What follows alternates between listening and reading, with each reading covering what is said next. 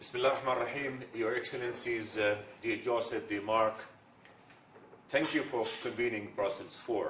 Our meeting today is yet another tangible and effective demonstration of the commitment to the EU, the UN, and all of you to keep the plight of Syrian refugees on the international agenda and to ensure practical measures to support them. The reiteration of this commitment could not have been more timely. 10 years into the Syrian crisis, the needs of refugees have increased. They have also changed in nature. Emergency relief is still vital, but sustainable help to them and to host countries is where focus should be. Needs for schools, medical facilities, jobs are becoming more pressing. We need to give refugees the tools they need to lead dignified lives. We need to give families tools to provide for their children. We need to give children education to grow into productive men and women. We must give them hope that the world has not and will not abandon them. My country, the Hashemite Kingdom of Jordan, is host to over 1.3 million Syrians. Jordanians have embraced them as brothers, for these are the values of Jordanians. We stand by those in need. We welcome them as guests. We have opened our schools, though already stressed, to over 133,000 Syrian students. Some of our schools are operating on double shifts. We have given over 190,000 work permits to Syrian refugees, while our unemployment rate was soaring above 19% even before Corona. This is more than 4 times the number of jobs our economy can create on an annual basis. And since the beginning of the pandemic, and in cooperation with the United Nations, the EU, and other partners, we have provided our Syrian brethren, of whom only 10% live in camps, the same level of protection we give to our citizens. Not a single case of Corona was detected in the camps. Dear friends, last year I told this conference that Jordan gave all it could to refugees because it is the right thing to do. I call upon you once again to support our efforts to continue to do the right thing. We would not have been able to deal with this challenge without your support. It is a must that this support continues.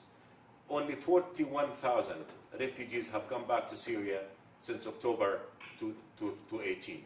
No refugees are going back since the pandemic has started. Refugees cannot be the responsibility of host countries alone. It is a joint responsibility for all of us, now more than before, as we face the crippling economic impact of the pandemic. Continued international support is key to ensuring that we maintain our support for refugees. Last year, only 50% of our response plan was funded. This year, the Kingdom rolled out a 3-year, $6.6 billion refugee response plan. I trust we can count on your support. Maintaining our resilience is maintaining our ability to help refugees.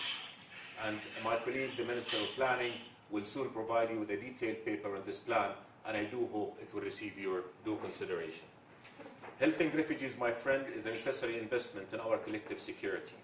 For if we abandon them to need, to despair, to hopelessness, we render them susceptible to radical ideologies that will try to exploit their hopelessness and their despair. Dear friends, the ultimate answer to the plight of refugees is their voluntarily and safe return to their country. We should reinvigorate and increase our efforts to realize a political solution to the Syrian crisis. This war has gone on for far too long, causing too much suffering, too much pain, and too much destruction.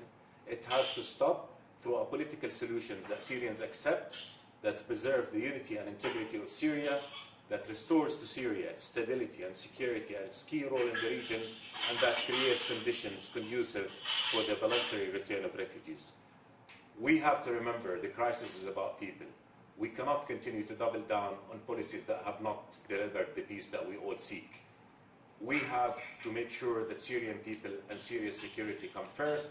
And in this light, if I may point to the south, where conditions are really deteriorating, we need to reconsider stabilization plans that will ensure that people live in peace, live in dignity, and have access to their basic humanitarian rights.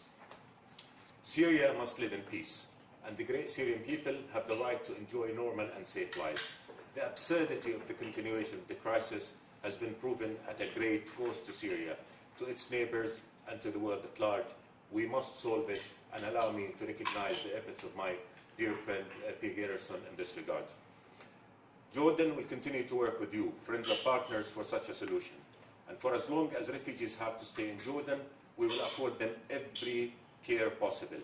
This is a huge challenge, but with your support, we will meet it. Allow me also to thank you for your commitment to UNRWA and the rights of Palestinian refugees. And before I close, I offer the Kingdom's condolences to all of you over the victims of COVID-19. Our solidarity, as is the case with every common challenge, is key to ensuring success in defeating this common enemy. Thank you.